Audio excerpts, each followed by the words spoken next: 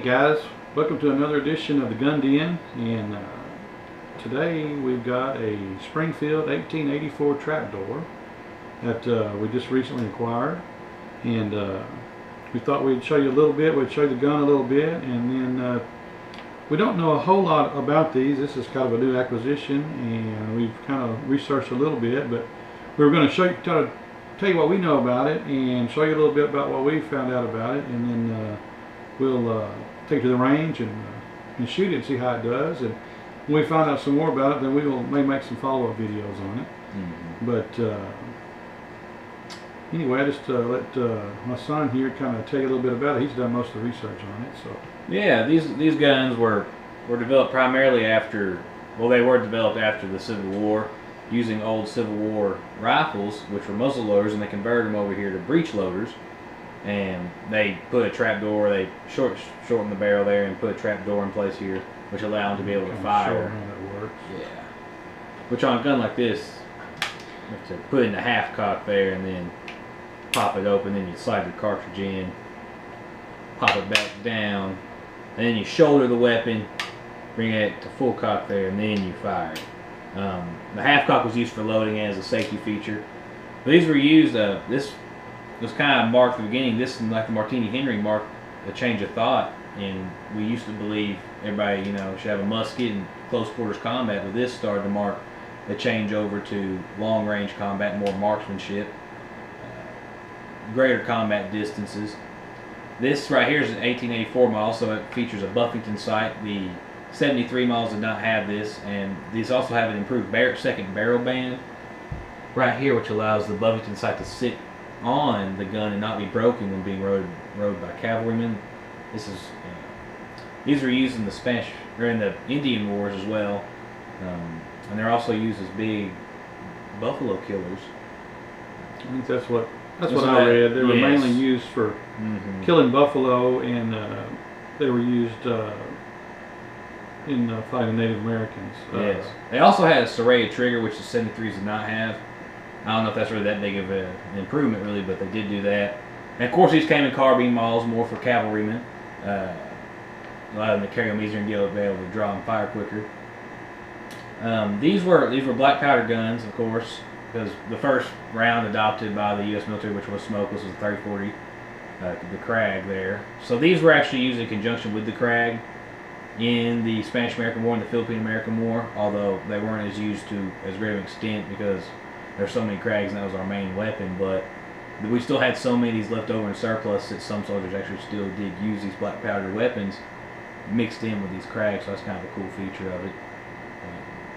These are some of the guns that Custer used, him and his men used when they were fighting that little bighorn, which is kind of a cool little deal. But no one really knows how old these weapons really are, just due to the fact that these are conversion, pretty much a conversion kit. The Allen conversion is what it's called, and that's when they added the trapdoor to them there. That's kind of what makes them interesting. These were originally Civil War muzzle loaders, and they've been converted to breech loaders, and kind of been. And that was kind of the whole deal. A man named Allen was the master gunsmith at Springfield Armory back after the Civil War, and the government wanted a new rifle, but they had a lot of these old muzzle loaders, and they finally decided he proposed the idea that he would make this conversion and cut the barrels and put this trapdoor assembly where it would take a cartridge, metallic cartridge, and do away with the percussion cap, and it would be a lot cheaper. They had a lot of these rifles around, so they could do the conversions. They had existing parts. And at that time, people they liked the idea of the single-shot rifle.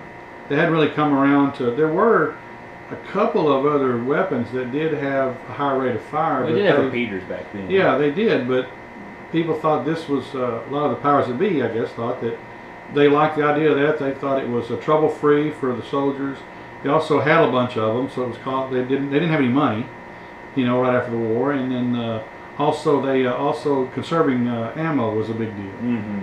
So they thought this would force you to conserve ammo because you obviously can't shoot a lot of it. And they thought these were easier to maintain, and they were more trouble-free than dealing with magazines. And we hadn't really gotten to that school. We were still in more of a conservatism kind of mindset when it came to firearms and cartridges. We didn't want to waste any sort of rounds we shot, so we made sure that we were more single shot kind of people. You know, we didn't They want wanted to just make it count. shoot wildly at people. You know, more so. And our tactics kind of changed over time in regards to that. But at this point in time, that's kind of what our main focus was. Cool thing about this, our sight is it's something that's kind of squeezed up. It's not working properly, but what you can do is you can actually, let's see if we can get this maybe up there and actually show you better. You can actually turn this little knob right here, and this little section right here is supposed to move up. It goes up to 1,400 yards. You slide it. You can slide it up, and that allows you to really change, you know, where you're shooting at there. Which is pretty cool. It also has windage. This little dial here will actually change the windage a few degrees. It actually moves the sight from left to right. This one does. And then this one you loosen and you slide it. Like you said, our sight's been damaged, and I think it's also someone's had it out and broke off a little bit of it. So we're gonna. There are some replacement sights I've seen that you can find for these. Yes. But and they were pretty optimistic with this. I think in the battle sight setting, which is flat, and just using this, just what they call the battle sight, was good out to about 250 yards. Yeah. And so we haven't shot it yet, but we'll see. But yes, I figure it probably shoots fairly high. I would think, based on the 45-70 cartridge, probably has quite a bit of drop. So yes. I think they had it that way, you know, just so out to 200 yards or so, you just shot that. And then you flip this up, and it has a peep sight in it, and also a bottom sight, and two sides to it. Haven't really figured out exactly how to decipher how to use that Buffington sight. But like I said, as we shoot it some and we do some more research on it, we'll figure it out. I think we'll take it out and just shoot it at about 50 yards or 100 yards maybe, and see what we do and see how the gun works for the first go around. Yeah. I mean, this was back in the era when we really thought, you know, we could shoot things super far away, which really, that's not really practical, a 1,400 yard application there, but that's a little bit. That's kind of when it's kind of our school of thought back in the day, which I think is cool to show the kind of cool markings on the side of this gun, the little eagle. It says U.S. Springfield on it. If I get this baby down here, I'll kind of get this cartouche showing for you guys.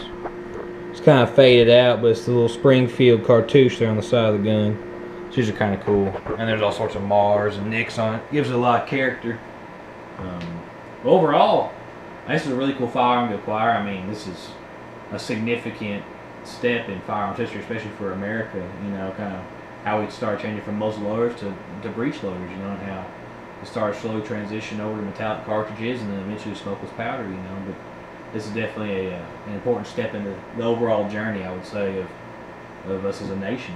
You know, it's a really historic piece of history. Yeah. Well, we'll take it out and shoot it, and we'll see how it does. We'll see you off the range. Thanks.